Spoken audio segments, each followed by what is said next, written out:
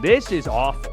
I mean, there's just no way to spin it. Eddie Hall is in deep, deep trouble unless he can land a miracle punch. I've been saying it now for months, but I'm starting to see more and more that it is far more unlikely that he lands said punch than does. See if you can't punch when it's out in your shit, you don't wake up for fun.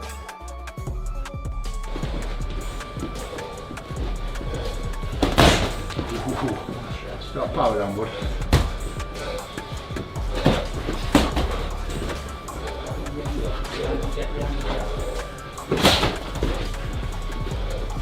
New sparring footage that I just saw is abysmal. I don't know what Eddie's been training. I don't know who has been training him.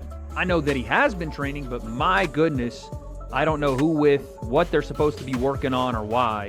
But let me just show you what I mean.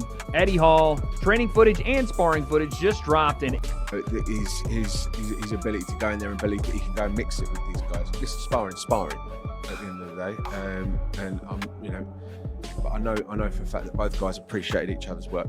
To learn, so the guy you knocked out in sparring, he's understand. Okay, I did this silly move, that's how I got knocked out. So I'm gonna have to stop doing these silly moves so I don't get knocked out. So when people come out and say, "Oh, I've knocked out in sparring," I stopped doing sparring, but I go in there and expect to box and do the best that I can. And if I do that, I only see it going one way. Over £100 away. But don't forget, at the end of the day, I know people say, oh, you couldn't knock KSI out. KSI wouldn't stand and fight. KSI was flapping all over the ring like. It's for a reason. When you bring in a sparring partner, they're under orders. And if they're under orders in this particular fight, then these sparring partners have been told under no uncertain terms to go easy, go through the motions. It's like if someone fell out with my dad, I don't think I could be friends with them. You know, if someone said something bad or fell out with my dad, I'd probably want to hurt them as well. It's a good fun event, and you take it for what it is. I mean, I wouldn't want to be in it. You know, I wouldn't be across the ring from this fella, but notwithstanding it, I'm quite happy for Tommy Fury to. Oh, he's going to take it seriously. Now, I expect Tommy to pretty much do what he wants with him if he can get, you know, Eddie to relax a little bit after the first, second, and maybe third round. Because as big as Eddie is and as athletic as he is, he can't box very much. He's not a great boxer. He swings for the bleachers. He's got great power, obviously, and he's a good athlete. Like, he's a really good quick-twitch athlete. But even in the Hafthor Bjornsson fight, I can't even believe we're referencing this in terms of a Tommy Fury fight. But even in that fight, I know Eddie had like one arm because he had a shoulder messed up, but Thor outboxed him and stuck a left hand on him. He was the southpaw. It was tricky. But listen, and Tommy is not like a high-level operator, but he better. Eddie Hall just got dropped in sparring. And with his fight against Tommy Fury weeks away, the boxing world is asking one question. Is the world's strongest man about to get exposed? I mean, Eddie, when I sparred Eddie, he was 140 kg. I don't know how much he's going to have to be for Tommy.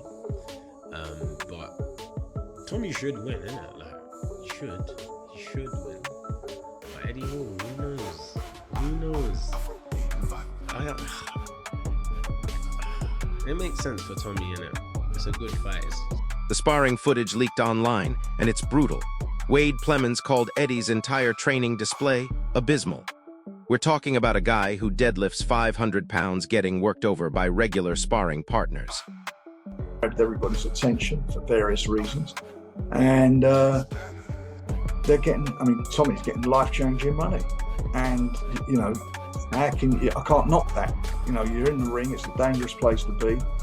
And, you know, my job is if I see a fight that I feel he can win and I'll put him into it, then I'll do that. And it gets him, you know, gets him further up the ladder. Not only do I think he can win it, I think, you know, obviously you know, this is a high profile fight, but he's getting a truckload of money for it. So, you know, it ticks all. But here's where it gets wild. Francis Warren is pushing back hard, insisting Eddie looked like an absolute animal in training. So who's telling the truth? The critics or the promoters with millions on the line? I watch it. Of course I'll watch it. I like Tommy Fury a lot. I'm a Tommy Fury fan. Eddie Hall. I'm an Eddie Hall fan. I like the world's strongest man. A lot of respect for him. So of course I'll watch it. I'll watch it as it's a spectacle in it. It's part of the new bit of circusry that's come into boxing. All these exhibitions, different people from different sports coming in. But for all intents and purposes, as a boxing match, what a load of bollocks. Yeah, I don't think it's. I don't like it too much. But I'll watch it because it's like it's interesting in lots of ways, and I think people find it. Derek Chassera tried to calm everyone down, saying sparring means nothing once the real fight starts. But listen, if you're struggling in controlled sparring, what happens when Tommy Fury cranks up the pressure for real? Interesting fight. Tommy is obviously a boxer. Eddie can fight as well, though, to be fair. So, yeah. You've trained with both of them, though. What's What's the skills? What's the breakdown for it? Tommy's been boxing all his life, so you would think that the edge should go to Tommy, but Eddie can actually genuinely fight. So Tommy Fury isn't worried at all. He's already saying if he performs to his level, this fight can only go one way. And get this, he's completely dismissing the massive weight difference like it doesn't even matter. World's strongest man, amazing. Do you know what I mean? Brilliant. He's fighting Tommy Fury. I thought they were mates. They probably are mates. Probably fucking. Duke McKenzie dropped some reality on everyone. He pointed out that sparring partners go light and work drills, not war. But that makes it worse for Eddie. If he's getting hurt in light work, imagine full power shots. You're right. I mean, Eddie's got muscles all over his body, but you can't put muscles on chins. So, and that's what I'm about to expose. Listen, we've seen good big men, you know, in the ring all the time. But what's different, you know, the muscles can't get on the chin, and I'm looking to find that chin. Here's what nobody's talking about, though. Eddie Hall admitted this fight is deeply personal for him. He gets emotional when people disrespect those close to him. But emotions don't win boxing matches. Yeah, that right there, simple stuff, right? This guy's gonna walk towards you, look, breaks the guard with the right hand, sneaks the jab in behind it. That's perfect. You don't need anything else. Basics. The basics is what Eddie should do in this fight. He should cover up when things get a little hairy, tie Tommy up if they get in close, and then break that tie, maybe uppercut, hooks inside, everything to the body, slow Tommy down a bit. And then when you're at range, it's jab, get underneath Tommy's jab, massive right hand. You get a little closer, you want to throw your hooks, fine. But it should be jab overhand, jab straight right hand.